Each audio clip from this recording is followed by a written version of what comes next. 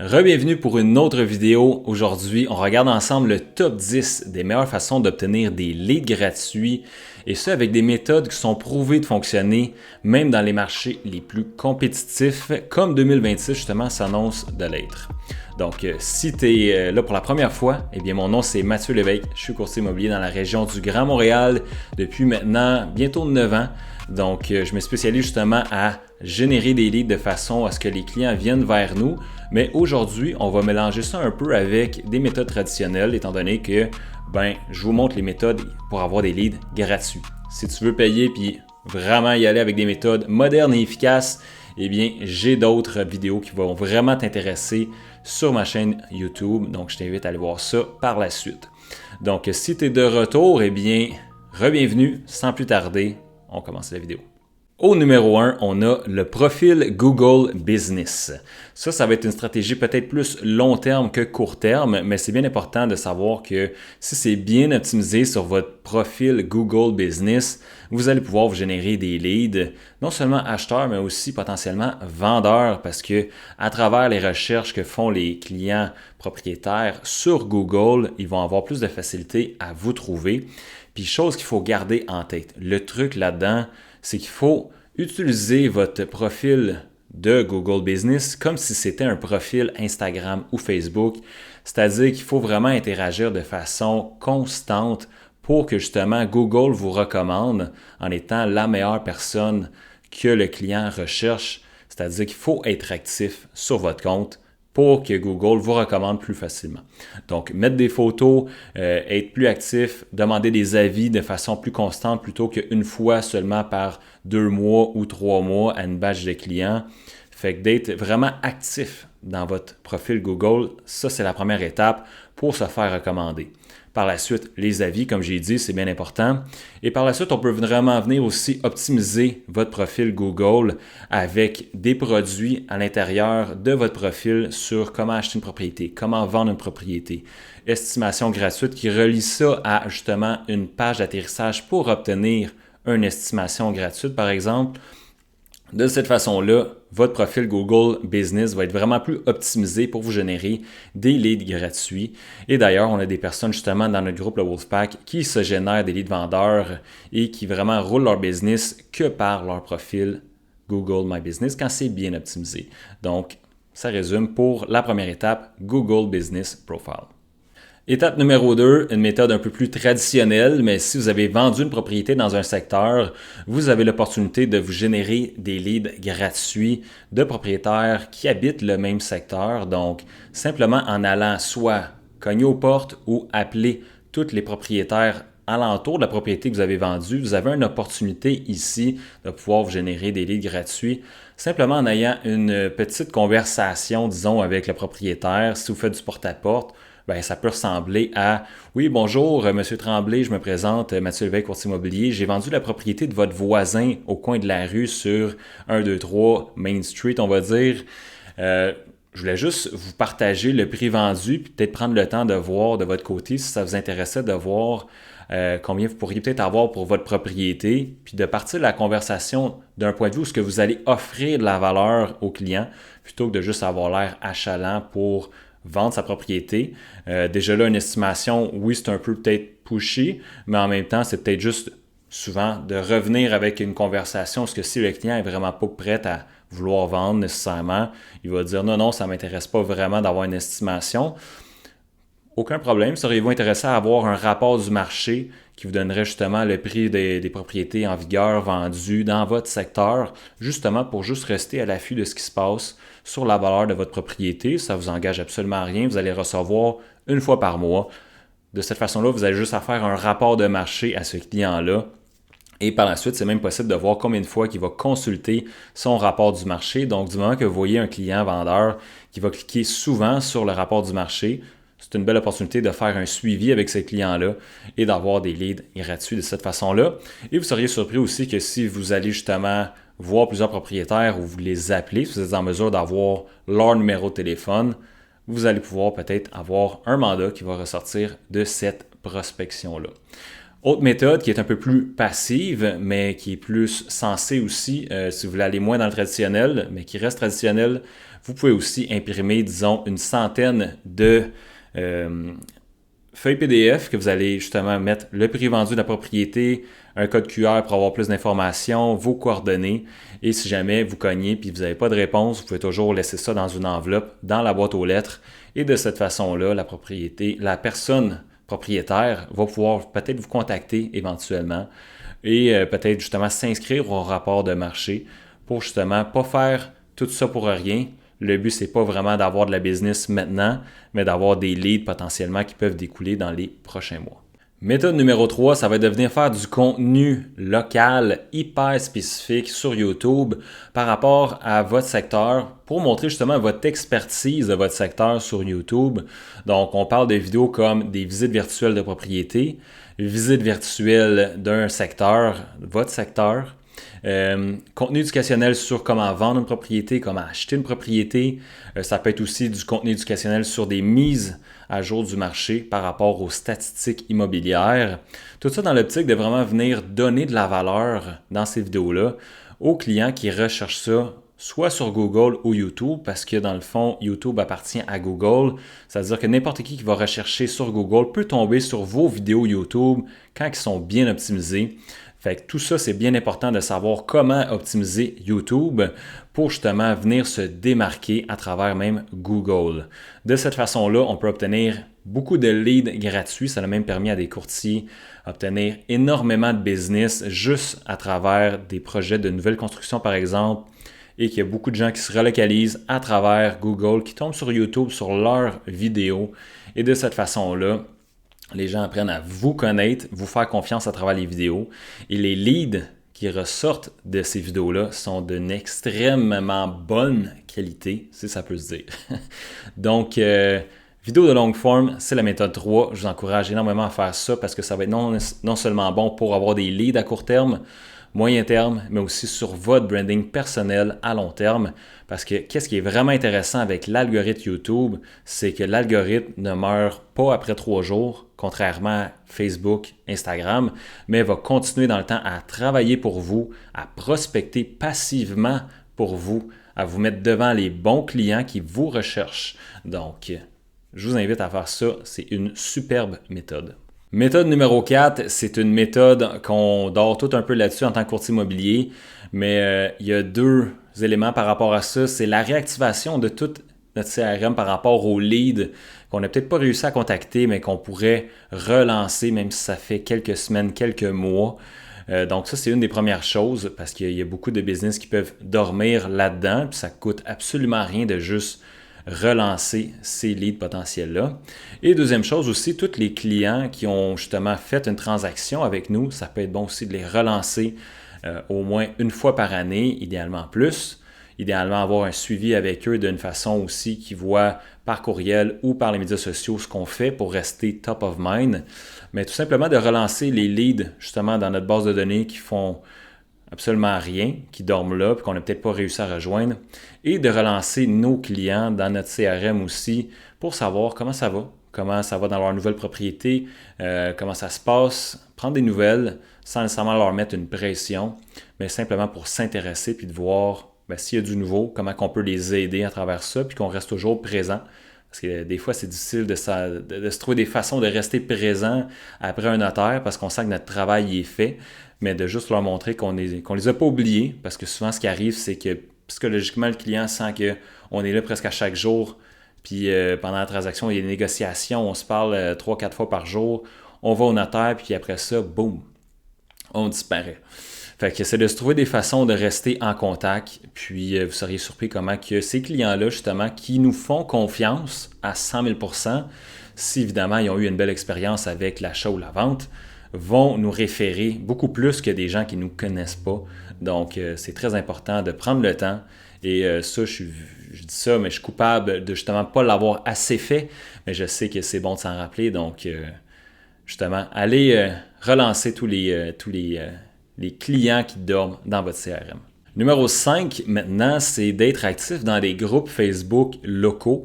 Donc, peu importe où vous habitez, il y a toujours des groupes Facebook, Spotted, telle affaire, ou groupe Facebook sur la ville, groupe d'investisseurs, ça peut être bon aussi. Puis si c'est dans votre secteur, ça c'est une des choses, vous pouvez aller vous ajouter vous-même dans ce groupe-là, puis être actif, puis être une personne ressource. Une autre stratégie qui peut être encore plus intéressante, c'est de créer ce groupe-là pour votre secteur local, pour devenir justement en contrôle du groupe, de qu'est-ce qui se dit dans le groupe, et d'être la référence pour le secteur local dans ce groupe-là éventuellement. Et certains ont de la business juste à travers des groupes Facebook. Donc, c'est une super belle stratégie qui peut prendre un peu de temps à mettre en place. Mais une fois que c'est mis en place, vous devenez vraiment la personne qui a la crédibilité à travers ce groupe-là. Puis ça peut être vraiment intéressant pour justement vous générer énormément de leads gratuits. Méthode numéro 6, c'est une méthode qui est vraiment importante à avoir en place, non seulement pour nous, mais pour nos clients. Et ça, en tant que courtier, ça fait plus qu'un an que tu es dans le business, tu as clairement déjà des contacts. Fait que c'est d'avoir des partenaires de confiance avec qui on peut se référer de la business. Donc, que ce soit des inspecteurs, que ce soit des notaires, que ce soit des courtiers hypothécaires, des représentants dans les banques. Bref, tous ces spécialistes-là qu'on doit avoir pour bien encadrer justement nos clients. C'est important d'avoir justement des bons partenaires qui peuvent aussi nous apporter de la business où ce que c'est pas juste tout le temps donnant, mais ça peut être donnant des deux côtés.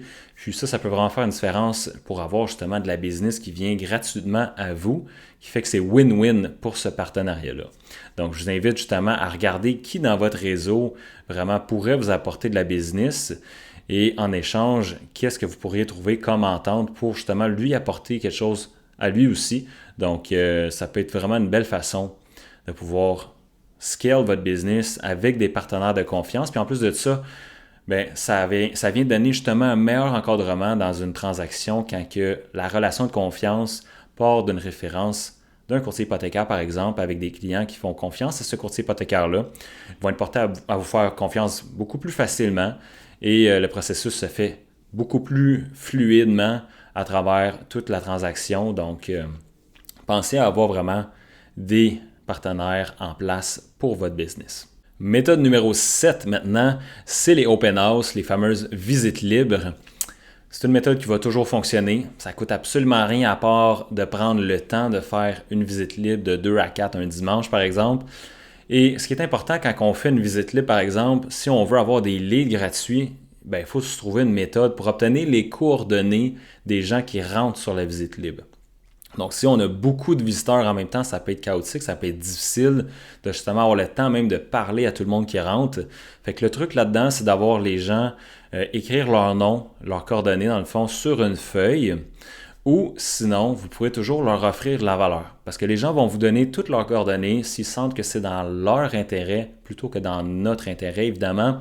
Donc, si vous leur offrez de la valeur, par exemple, sur une liste de propriétés comparables dans le secteur à cette propriété-là, soit vendue, soit en vigueur, ou peut-être même les deux, ou d'autres offres de valeur que vous allez pouvoir peut-être penser.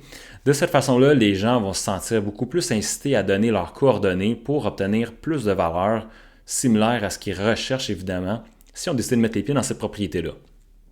Donc, ça va de soi. Donc, trouvez-vous des trucs, justement. Si vous n'avez pas beaucoup de visiteurs, vous pouvez également avoir une feuille puis leur demander leur opinion, tout simplement. Puis, à la fin de la visite, vous pouvez leur demander, justement, qu'est-ce qu'ils ont aimé et qu'est-ce qu'ils ont moins aimé de la propriété. Et ce qui est intéressant avec cette question-là, c'est que du moment que vous allez comprendre qu'est-ce qu'ils ont moins aimé et aimé, vous pouvez bifurquer justement cette réponse-là vers si jamais je trouve une propriété justement qui rejoint les critères X, Y, Z, est-ce que vous aimeriez que je vous la partage? Si la personne, évidemment, est intéressée à acheter une propriété et est sérieuse dans le processus, elle va vous répondre oui. De cette façon-là, ce qui manque, c'est un courriel, un numéro de téléphone, les coordonnées finalement, pour pouvoir lui partager ça. Donc, vous allez avoir la valeur à lui offrir. Sinon, gardez en tête, liste de propriétés, ça peut être aussi une bonne idée d'offrir cette valeur-là aux personnes qui ont visité durant la visite. Donc, Open House numéro 7. Numéro 8 maintenant, ça va être d'utiliser Facebook Marketplace pour se générer des leads. Et ça, vous allez pouvoir même vous chercher des centaines de leads par mois gratuitement. J'ai une vidéo qui va vraiment plus en détail sur ma chaîne YouTube. Si c'est quelque chose qui vous intéresse, de l'écouter après cette vidéo-là. En gros, ce que vous allez faire, c'est que vous allez partager une inscription en vigueur que vous avez ou qu'un collègue que vous connaissez vous laisse partager sur Facebook Marketplace. De cette façon-là, vous allez pouvoir vous générer des leads gratuits. Et le truc là-dedans, le vrai truc, c'est de ne pas engager avec quelqu'un qui vous demande si c'est toujours disponible en lui répondant par texto. Le vrai truc, ça va être de lui demander son numéro de téléphone pour pouvoir le contacter et lui donner toutes les informations. Et de cette façon-là, vous allez pouvoir justement bifurquer la conversation des fois parce que si le produit ne convient pas ou que si vous avez une promesse d'achat acceptée, bref, peu importe les raisons qui feraient que ça ne fonctionnerait pas, vous allez pouvoir au moins engager et pivoter la conversation vers peut-être quelque chose d'autre, peut-être une rencontre, peut-être lui envoyer une liste de propriétés qui vont justement lui convenir dans son secteur ou selon ses critères de recherche finalement. Et de cette façon-là, vous allez vraiment avoir une meilleure conversion de vos leads. Je pense justement à Vincent dans notre groupe qui, lui, a eu 60 leads justement sur Facebook Marketplace quand il a fait son premier partage. Et ça lui a permis de justement convertir 5 de ces 60 leads-là en transactions sur d'autres propriétés. Et ça lui a coûté absolument zéro. Donc, c'est quand même phénoménal de pouvoir avoir même si ce n'est pas un retour sur investissement, étant donné que ça ne coûte absolument rien à part peut-être, oui, du temps, mais c'est vraiment une belle méthode sur Facebook Marketplace pour vous générer des leads gratuits.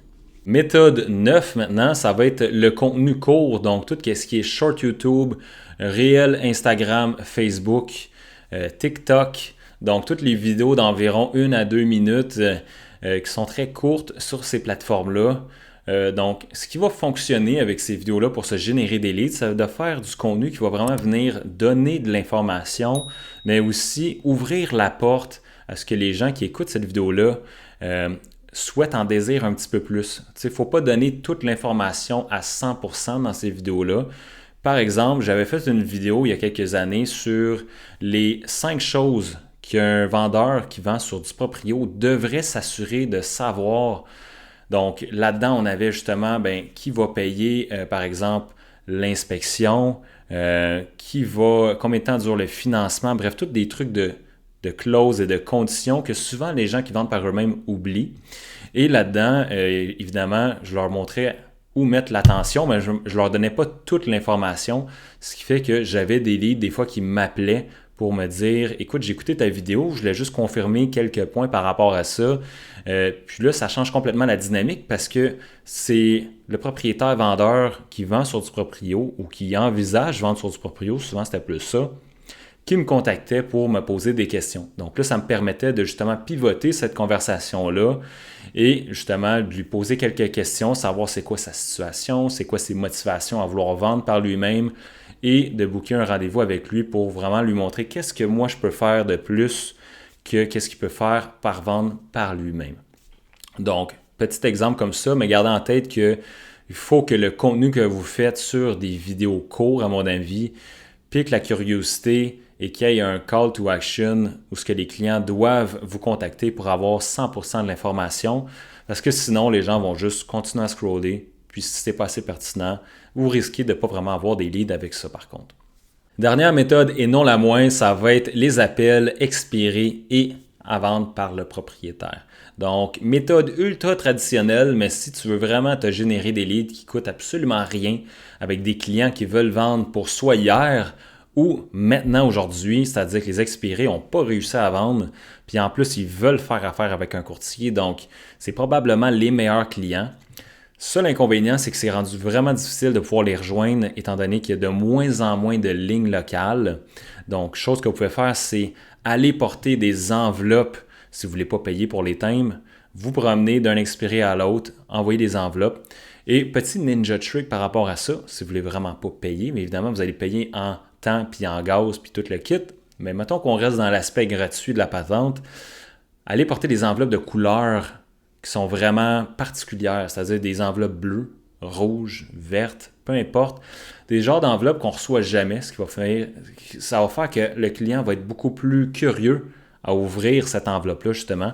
Ça, c'est un truc que je me suis fait partager qui fonctionne pour les expirés. Ensuite, pour les AVPP, vous avez leur numéro de téléphone, évidemment, fait que vous pouvez les contacter. Si vous êtes sympathique, pas vraiment besoin de vous inquiéter à voir s'ils sont inscrits sur la LNNTE, mais évidemment, c'est une recommandation si vous ne voulez pas avoir une amende. Bref, en les contactant, je pense que le truc avec eux, c'est de vraiment s'intéresser à c'est quoi leur situation, leur motivation à vendre, bien avant de vouloir se proposer à booker un rendez-vous, c'est de vraiment prendre le temps de voir si leur projet est sérieux, puis pourquoi ils veulent vendre, puis de s'intéresser à eux, puis premièrement, ça va faire en sorte qu'ils vont sentir que vous êtes intéressé à eux. Donc, du moment que vous passez à peu près 20 secondes dans l'appel, vous allez voir qu'ils vont être ouverts à rester souvent 20 minutes sur l'appel. Fait que c'est le premier 20 secondes qui est le plus tough. Fait que c'est important d'être désarmant, puis de les appeler par leur nom quand vous les contactez. Et de cette façon-là, ça va être beaucoup plus facile justement d'avoir une conversation avec eux, parce que c'est des gens qui sont quand même super sympathiques, malgré le fait qu'ils ont en réalité essayé de vendre par eux-mêmes. Pour la plupart, ce n'est pas vraiment une décision qui est coulée dans le béton, parce que du moment qu'ils voient qu'ils n'arrivent pas à vendre, la plupart vont avec le plan B qu'ils avaient déjà mis en place de vendre avec un courtier. Évidemment, ça peut être des discussions qui sont des fois plus tough, mais c'est pour ça que ça prend les bons scripts pour faire ça. Donc, si ça t'intéresse justement d'avoir des scripts pour les AVPP, eh bien, simplement commenter en commentaire le mot script et je vais pouvoir justement te partager le script que tu peux utiliser pour contacter les à vendre par le propriétaire. Donc, il y a plusieurs scripts qui existent. Puis je pense qu'un des plus beaux scripts qui fait que ça peut fonctionner quand on commence, ou si vous voulez essayer quelque chose de complètement différent, c'est de booker une visite plutôt que de booker un rendez-vous d'inscription.